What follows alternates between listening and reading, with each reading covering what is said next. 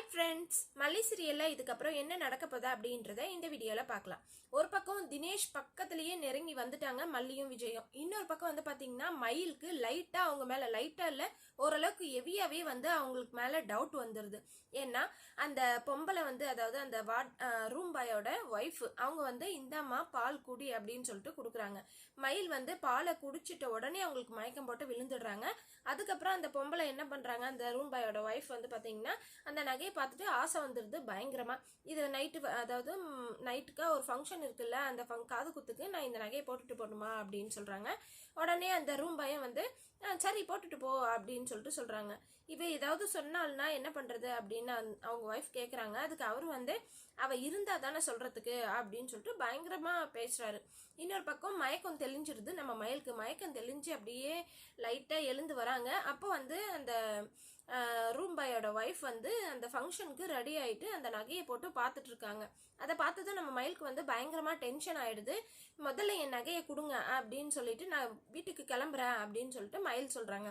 உடனே அந்த பொம்பளைக்கு வந்து டென்ஷன் ஆகி என்ன பண்றாங்கன்னா, எப்ப பாரு நகை நகை நகை அதுலயே குறியா இருக்க அப்படின்னு சொல்லிட்டு கத்துறாங்க. அவங்க நகையில அவங்க குறியா இருக்காங்க.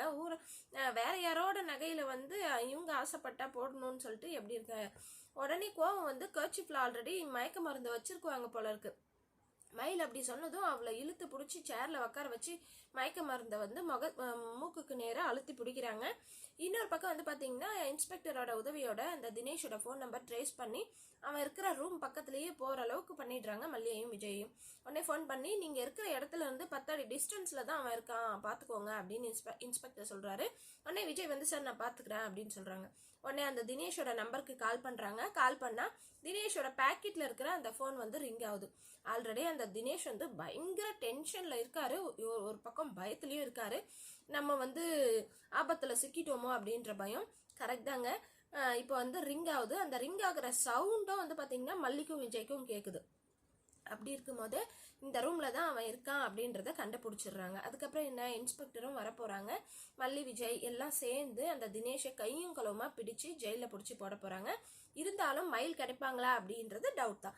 ஏன்னா தினேஷ் கிட்ட இருந்து தப்பிச்சு போயிட்டாங்க அப்படின்ற விஷயம் தினேஷை கண்டுபிடிச்சதுக்கு அப்புறம் தான் மல்லிக்கும் விஜய்க்கும் தெரிய போகுது. மல்லி இன்னும் வருத்தத்துல தான் இருக்க போறாங்க. ஏன்னா தினேஷ் இருக்கான், அப்ப மயிலும் அங்கதான் இருப்பா அப்படின்னு சொல்லிட்டு நினைச்சிட்டு இருக்காங்க. ஆனா அங்கிருந்து எஸ்கேப் ஆனது தெரியாது.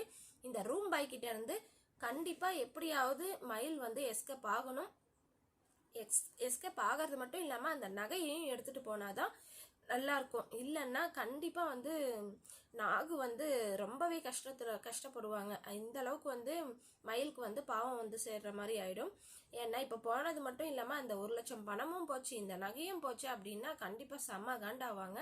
அதனால அந்த நகையை எடுத்துக்கிட்டு கண்டிப்பா அந்த ரூம் பாயோட வீட்டுல இருந்து மயில் எஸ்கேப் ஆகணும். அப்படி ஆனாதான் நல்லா இருக்கும். வெயிட் பண்ணி பார்க்கலாம். நீங்க என்ன நினைக்கிறீங்க அப்படின்னு சொல்லிட்டு மறக்காம கமெண்ட் பண்ணுங்க. இந்த வீடியோ உங்களுக்கு பிடிச்சிருந்தா லைக் பண்ணுங்க, ஷேர் பண்ணுங்க, சப்ஸ்கிரைப் பண்ணிக்கோங்க. ஓகே ஃப்ரெண்ட்ஸ், பாய்.